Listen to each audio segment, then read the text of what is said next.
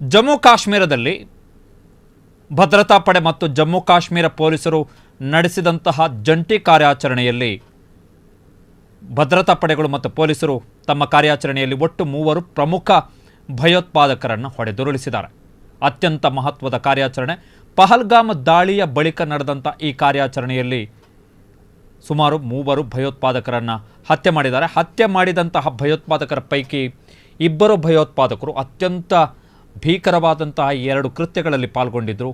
ಆ ಕೃತ್ಯಗಳನ್ನು ನಡೆಸಿದಂತಹ ಭಯೋತ್ಪಾದಕರು ಇವತ್ತು ಹತರಾಗಿದ್ದಾರೆ. ಬಿಗ್ ಎನ್ಕೌಂಟರ್ ಇದು. ಜಮ್ಮು ಕಾಶ್ಮೀರದಲ್ಲಿ 3 ಭಯೋತ್ಪಾದಕರನ್ನು ಭಾರತೀಯ ಸೇನೆ ಮತ್ತು ಜಮ್ಮು ಕಾಶ್ಮೀರ ಪೊಲೀಸರು ನಡೆಸಿದಂತಹ ಜಂಟಿ ಕಾರ್ಯಾಚರಣೆಯಲ್ಲಿ ಆಪರೇಷನನ್ನು ಕೈಗೊಂಡಿರುವಂಥದ್ದು. ಆಪರೇಷನ್ ಕೆಲ್ಲಾರ್ ಅಂತೇಳಿ ಯಾಕೆ ಹೆಸರಿಟ್ಟಿದ್ದಾರೆ ಅಂತ ಹೇಳಿದ್ರೆ, ಕೆಲ್ಲಾರ್ ಎನ್ನುವಂತಹ ಪ್ರದೇಶದಲ್ಲಿ ಈ ಕಾರ್ಯಾಚರಣೆ ನಡೆದಿದ್ದು. ಹೀಗಾಗಿ ಈ ಕಾರ್ಯಾಚರಣೆಯನ್ನು ಆ ಕಾರ್ಯಾಚರಣೆಗೆ ಆಪರೇಷನ್ ಕೆಲ್ಲಾರ್ ಎನ್ನುವಂಥ ಹೆಸರನ್ನು ಇಡಲಾಗಿದೆ. ಅಧಿಕೃತವಾಗಿ ಭಾರತೀಯ ಸೇನೆ ಮಾಹಿತಿಯನ್ನು ಹಂಚಿಕೊಂಡಿರುವಂತಹ ಪ್ರಕಾರ ಒಟ್ಟು 3 ಭಯೋತ್ಪಾದಕರು ಹತರಾಗಿದ್ದಾರೆ. ಈ 3 ಭಯೋತ್ಪಾದಕರ ಪೈಕಿ 2 ಭಯೋತ್ಪಾದಕರಿಗೆ ಸಂಬಂಧಪಟ್ಟಂತಹ ಮಾಹಿತಿಯನ್ನು ಭಾರತೀಯ ಸೇನೆ ಹಂಚಿಕೊಂಡಿದೆ. ಉಳಿದ ಒಬ್ಬ ಭಯೋತ್ಪಾದನೆಗೆ ಸಂಬಂಧಪಟ್ಟಂತಹ ಮಾಹಿತಿಯನ್ನು ಇನ್ನಷ್ಟೇ ಪತ್ತೆ ಹಚ್ಚಬೇಕಾಗುತ್ತೆ.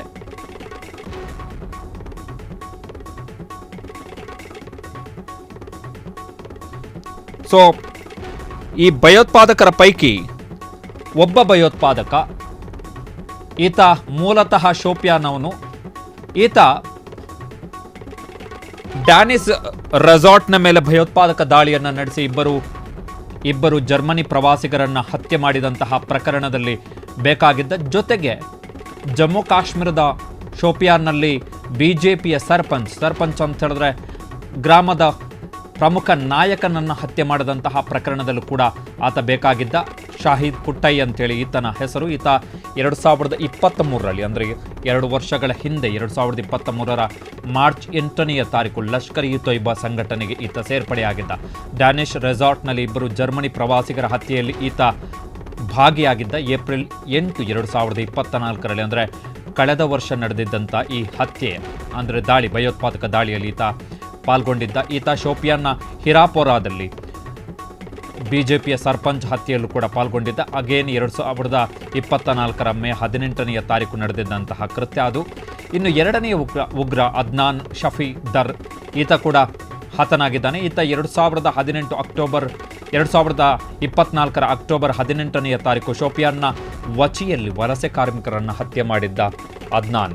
ಸೊ ದಕ್ಷಿಣ ಕಾಶ್ಮೀರದ ಶೋಪಿಯಾನ್ ಜಿಲ್ಲೆಯ ಕೆಲ್ಲಾರ್ನಲ್ಲಿ ನಡೆದಂತಹ ಕಾರ್ಯಾಚರಣೆಯಲ್ಲಿ ಒಟ್ಟು 3 ಭಯೋತ್ಪಾದಕರನ್ನು ಜಮ್ಮು ಕಾಶ್ಮೀರ ಪೊಲೀಸರು ಮತ್ತು ಸೇನೆ ತನ್ನ ಜಂಟಿ ಕಾರ್ಯಾಚರಣೆಯಲ್ಲಿ ಹೊಡೆದುರುಳಿಸಿದೆ. ಅತ್ಯಂತ ಮಹತ್ವದ ಕಾರ್ಯಾಚರಣೆಯದು. ಜಮ್ಮು ಕಾಶ್ಮೀರದಲ್ಲಿ 2019ರಲ್ಲಿ ವಿಶೇಷ ಸ್ಥಾನಮಾನ ರದ್ದುಪಡಿಸಿದ ಬಳಿಕ ನಡೆದಂತಹ ಪ್ರಮುಖ ಹತ್ಯಾಕಾಂಡಗಳಲ್ಲಿ ಒಂದು, ಅಲ್ಲಿ ನಿರಂತರವಾಗಿ ವಲಸೆ ಕಾರ್ಮಿಕರನ್ನು, ವಿಶೇಷವಾಗಿ ಬಿಹಾರ ಮೂಲದ ವಲಸೆ ಕಾರ್ಮಿಕರನ್ನು ಗುರಿಯಾಗಿಟ್ಕೊಂಡು ಹತ್ಯೆ ಮಾಡಲಾಗಿತ್ತು. ಜೊತೆಗೆ ಬಿಜೆಪಿಯ ಸರ್ಪಂಚನ ಹತ್ಯೆ ಜಮ್ಮು ಕಾಶ್ಮೀರದಲ್ಲಿ ಸಾಕಷ್ಟು ಸದ್ದನ್ನು ಉಂಟು ಮಾಡಿತ್ತು, ಸಂಚಲನವನ್ನು ಉಂಟು ಮಾಡಿತ್ತು. 2019ರ ವಿಶೇಷ ಸ್ಥಾನಮಾನ ರದ್ದಾದ ಬಳಿಕ ನಡೆದಿದ್ದಂತಹ ಹತ್ಯಾಕಾಂಡಗಳವೆಲ್ಲವೂ ಕೂಡ. ಸೊ ಭಾರತೀಯ ಸೇನೆ ಇವತ್ತು ಅತ್ಯಂತ ದೊಡ್ಡ ಕಾರ್ಯಾಚರಣೆಯನ್ನು ಕೈಗೊಂಡಿದೆ. ಜೊತೆಗೆ ಇದು ಪಹಲ್ಗಾಮ್ ದಾಳಿಯ ಬಳಿಕ ನಡೆದಂತಹ 2ನೇ ಅತ್ಯಂತ ದೊಡ್ಡ ಗಡಿ ಭಾಗದಲ್ಲಿ ನಡೆದಿರುವಂಥದ್ದು. ಸರ್ಜಿಕಲ್ ಸ್ಟ್ರೈಕನ್ನು ಹೊರತುಪಡಿಸಿ ಹೇಳ್ತಾ ಇರುವಂಥದ್ದು ನಾವು. ಸರ್ಜಿಕಲ್ ಸ್ಟ್ರೈಕಲ್ಲಿ 100ಕ್ಕೂ ಹೆಚ್ಚು ಉಗ್ರರು ಹತರಾಗಿದ್ದಾರೆ, ಇಲ್ಲ ಅಂತಲ್ಲ. ಬಟ್ ಈ ಗಡಿ ಭಾಗದಲ್ಲಿ ನಡೆದಂತಹ ಮಿಲಿಟರಿ ಆಂಟಿ ಟೆರರಿಸ್ಟ್ ಕಾರ್ಯಾಚರಣೆ ಏನಿದೆ, ಆ ಕಾರ್ಯಾಚರಣೆಯಲ್ಲಿ ಇದು 2ನೇ ಅತ್ಯಂತ ದೊಡ್ಡ ಕಾರ್ಯಾಚರಣೆಗಳಲ್ಲಿ ಇದು ಕೂಡ ಒಂದು. ಸೊ ಆಪರೇಷನ್ ಕೆಲ್ಲಾರ್ ಯಶಸ್ವಿಯಾಗಿದೆ.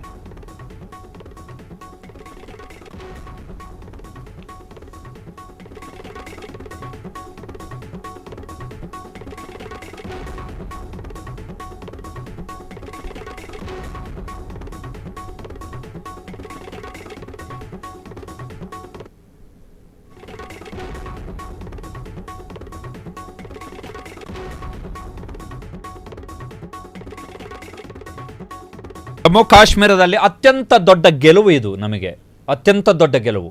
ಈ ಹತ್ಯೆಗೆ ಒಳಗಾದಂತಹ ಹತ್ಯೆಗೀಡಾದಂತಹ 3 ಭಯೋತ್ಪಾದಕರ ಪೈಕಿ 2 ಭಯೋತ್ಪಾದಕರು ಜಮ್ಮು ಕಾಶ್ಮೀರದಲ್ಲಿ ಒಂದು ರೀತಿಯ ದೊಡ್ಡದಾದ ಆತಂಕವನ್ನು ಸೃಷ್ಟಿ ಮಾಡಿದಂಥವರು. ಜಮ್ಮು ಕಾಶ್ಮೀರದಲ್ಲಿ ಹಲವು ವಲಸೆ ಕಾರ್ಮಿಕರನ್ನು ಹತ್ಯೆ ಮಾಡಲಾಗಿದೆ 2019 ಬಳಿಕ. ಇವರೆಲ್ಲ ಕಳೆದ 2023ರಲ್ಲಿ 2 ವರ್ಷಗಳ ಹಿಂದೆ ಭಯೋತ್ಪಾದಕ ಸಂಘಟನೆಗೆ ಆಮೇಲೆ ಮೂಲತಃ ಅಲ್ಲಿ ಅವರೇ ಜಮ್ಮು ಕಾಶ್ಮೀರದವರು, ಏನು ಪಾಕಿಸ್ತಾನ ಮೂಲದವರಲ್ಲ, ಶೋಪಿಯಾನ್ನವರೇ. ಸೊ ಅವರನ್ನು ಇವತ್ತು ನಾವು ಎನ್ಕೌಂಟರ್ ಮಾಡಿ ಮಾಡಿದ್ದೀವಿ. Very good news.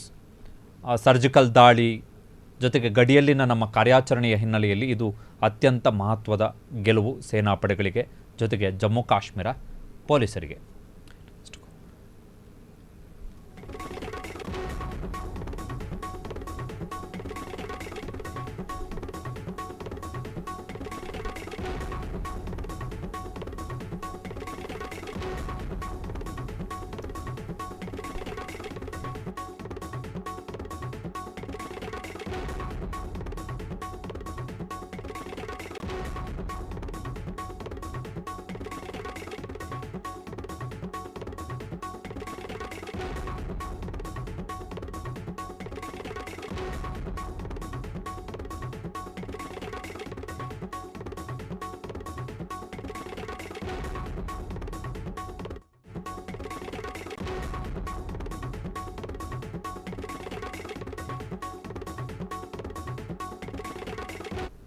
ಕ್ಷಣ ಕ್ಷಣದ ಸುದ್ದಿಗಳಿಗಾಗಿ ಫ್ರೀಡಂ ಟಿವಿ ಸಬ್ಸ್ಕ್ರೈಬ್ ಮಾಡಿ, ಲೈಕ್ ಮಾಡಿ ಹಾಗೂ ಫಾಲೋ ಮಾಡಿ.